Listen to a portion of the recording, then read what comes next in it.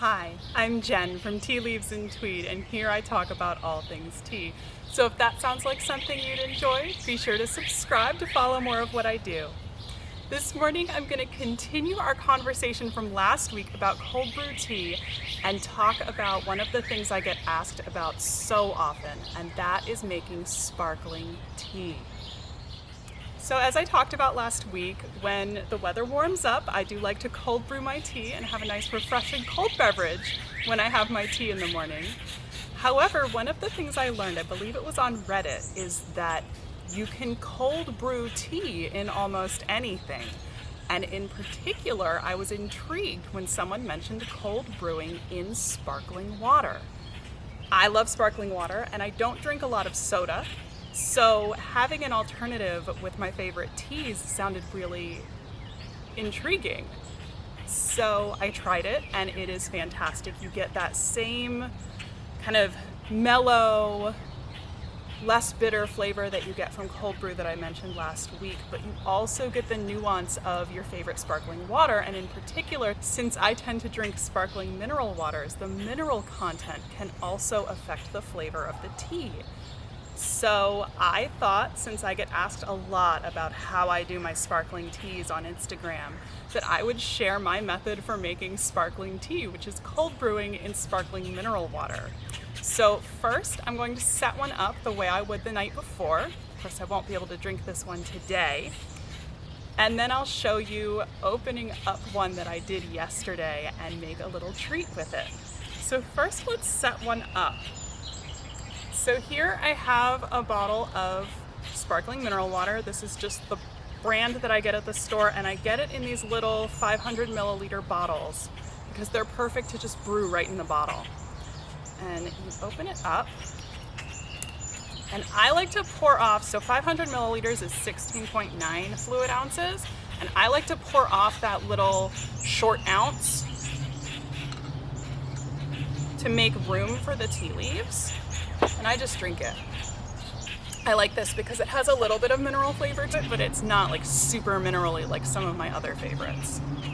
And then I have 5 grams of almond oolong from Couples Tea House, which is one of my new favorites for cold brewing in sparkling water because it makes this like unsweetened tea cream soda. It smells like cream soda, so immediately when I opened it, I knew I had to try it in sparkling water, and it really does make just the most amazing, refreshing beverage. So I kind of use my hand as a funnel, and it's a bit messy. And one thing you'll want to keep a note of, I don't know if you've ever seen the experiments of Mentos and Diet Coke. When you pour something that has a lot of surface area, like tea leaves, into something that is carbonated, it will often create sites for the bubbles to form. It's called nucleation. And that means that as you pour your tea leaves into the soda water, sometimes it foams up and spills everywhere. This is foaming a little bit, and then I usually cap it nice and tightly, turn it upside down once to make sure all the leaves are wet, turn it back right side up, and then I just put this in the fridge overnight or for however long. This actually will probably steep for 24 hours because it's morning right now. Because it doesn't get unpleasant or over steeped, you can kind of leave it as long as you want within reason. I wouldn't leave it more than 24 hours just because tea does mold. All right, so now I have a bottle that I set up last night. And this is the Holy Wata blend from Good Thoughts Tea Company. This is a blend that she created in honor of the Mami Wata, who is one of the principal spirits of African religion, and particularly African-derived voodoo in this country. And she created this as a blend to offer comfort and support the Black diaspora in the past months of increased unrest and increased awareness of difficulties that they've faced for hundreds of years in this country. So this is a blend that is based on butterfly pea flower, and the same day that she announced that she was releasing this tea, I had been thinking that I wanted to try a butterfly pea flower blend. And the blend is butterfly pea flower with jasmine, lemongrass, ginger, and honey crystals. And it sounded perfect. It's so many of my favorite things. And then, while I was waiting for it to arrive, she shared a recipe for a holy water wine spritzer. And I thought, how wonderful would it be to try that recipe with holy water cold brewed directly in sparkling water instead of using brewed tea and soda water.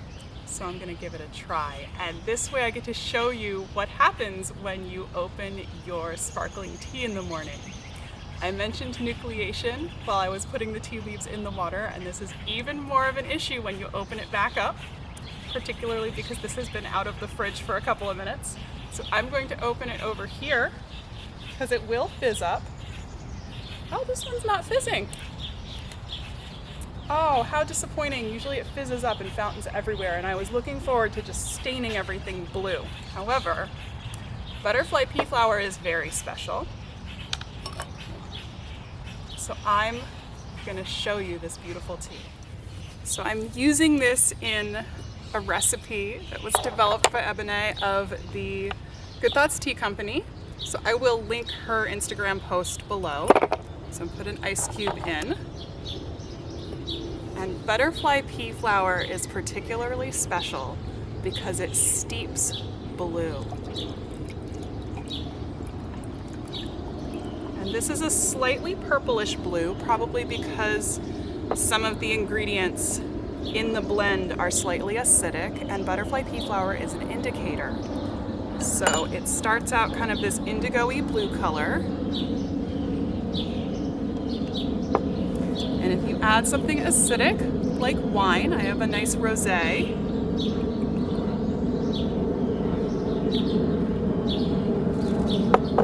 It turns this beautiful purple.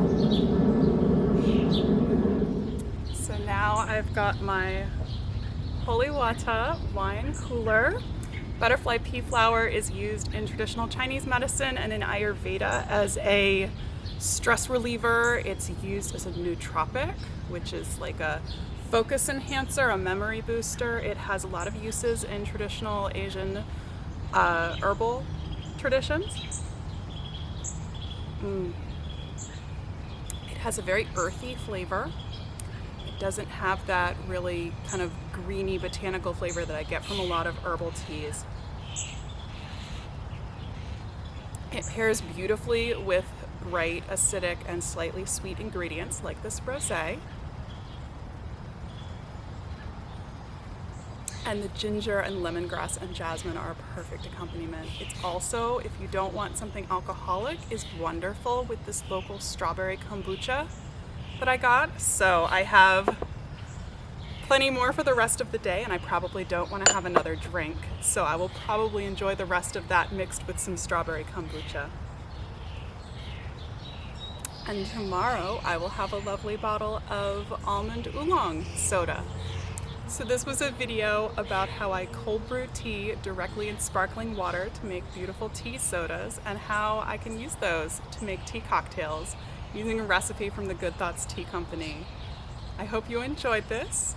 Please feel free to leave a comment, ask me any questions you have, and I look forward to seeing you again sometime. Thanks for joining me. Bye.